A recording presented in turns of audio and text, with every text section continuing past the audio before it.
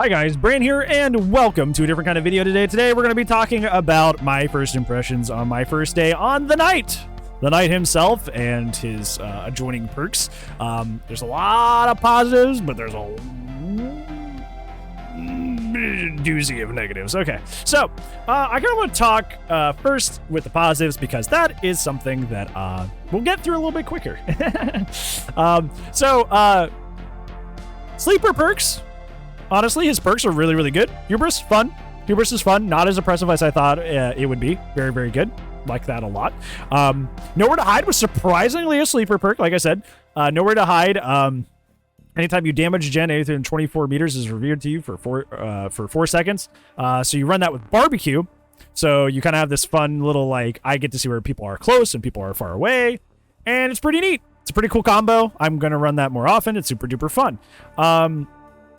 His Hex perk, where he's, where, I forget the name of it, but his Hex perk that only activates if you injure somebody, and then people scream intermittently, and it's based on your tear radius. They kind of had like a funny synergy with like stealth characters, because it's outside your tear radius, so obviously if you're small tear radius or none, has some interesting synergy there. So his perks are, they're not gonna be meta by any extent of, you know, any stretch of the imagination, but they had a little bit more utility than I thought they had, which was not my initial opinion. So that's cool. That's neat. His aesthetic's cool. Really, really good. He's got a really cool Mori, really cool weapon wipe animation. And in general, his whole aesthetic's really, really cool. And that's about it. This has been one of the buggiest releases I've played in a very, very long time for a killer. I had extremely, extremely bad bugs happen to me most of my matches. I had situations where I would place my power down and the killer power would never return. Like I put down a guard and then try to put down the next one and it just wouldn't let me. Like the option was just gone and I was stuck being a 115 killer for M1 killer for the rest of the match. That happened semi-frequently. It happened a lot when I first started playing him. And then it kind of stopped for like 2 or 3 hours. I don't know what was causing it. But that was really frustrating to just not get to really play the killer. There were some times I would put the guard down, send him to go on patrol, and he'd get stuck on something and just stand there. That would happen a lot. I'd put down the guard and he would just stand around. Literally just stand around. He wouldn't patrol at all. He'd just stand around. I don't know what was causing that. Couldn't, like, and that happened pretty frequently. That one was a more common occurrence for me, where I'd put the guard down and he would just, sorry, boss, what did you say? And just stand around and do nothing. Apparently, the whooshing noise is, like, there's a whooshing noise that happens that's super loud when you have a guard down. I was told that's a bug. That's not supposed to be a thing, or at least it's not supposed to be as loud. It's very loud, very distracting. Makes it really, really hard to hear survivors, which, you know, hearing through tracking is a very, very important part of Dead by Daylight. So having that be a thing is not good. Not good at all. So very, very buggy killer. Very, very, very buggy killer. So it was kind of hard for me to get a beat on his true strength because he's so buggy. I really, really hope that they put like a quality of life patch through, kind of like fix some of his clunkiness, because he just generally feels, like I said, he just feels clunky. He feels very, very clunky. I've been hearing a lot on Twitter, a lot on Twitch. He's either super, super OP or he's super, super dog. He's either really, really bad or he's really oppressive and OP. Here's why. And it's the same kind of arguments I see when people talk about Trickster. His 1v1 is really, really good. For example, say we're on Midwich. Somebody vaults into the next room. All I have to do is just put my guard in the next room. Guard will go chase them down, and all I have to do is just cut them off. And I win that chase pretty much for free. It's very, very good in the 1v1. His 1v1 strength is really, really good. His 4v1 pressure is basically not there. His 4v1 pressure doesn't really exist. Let's compare. So this is an archetype of character they've been making for quite a while now. The whole, like, I'm chasing you and I put my power at one end of the loop and me at the other. The first being Artist with her infamous birds, which is still the best example of that, and it's why she's top 10 in the game. And then they had Dredge, who could put his remnant at one end of the loop and then teleport back to it after he chased you around towards the remnant.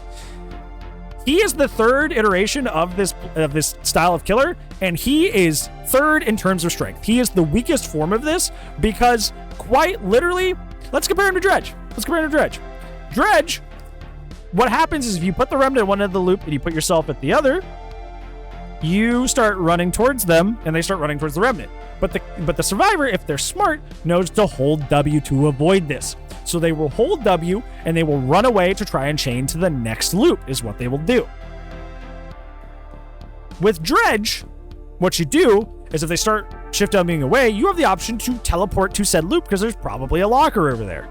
Or teleport, closer to them. That way you can continue pursuing chase. He has an answer for when people shift W away, which is the biggest counterplay to your power. Same thing with Artist. Artist also has counterplay to the counterplay. She has the ability to do something about people shift Wing away. This character is the only character of this budding archetype who quite literally doesn't have an option for when people shift W away. He just doesn't. If people want to W key away, he just kind of has to hold that. He has to hold that L if people W key away, which makes him the weakest of this archetype. And I think in general, even with the bugs, I could see that he was fairly weak with this.